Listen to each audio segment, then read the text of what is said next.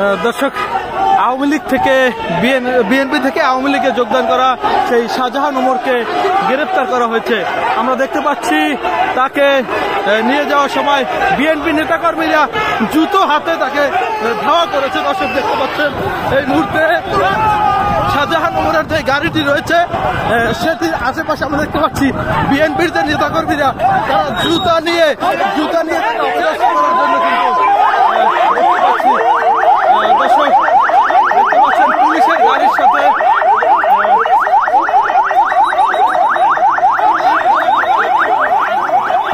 ডিম মারা হচ্ছে। দর্শক, শাহজাহান ওমরের আটককৃত গাড়ির উদ্দেশ্য করে ডিম মারছেন বিএনপি নেতাকর্মীরা। দেখতে পাচ্ছেন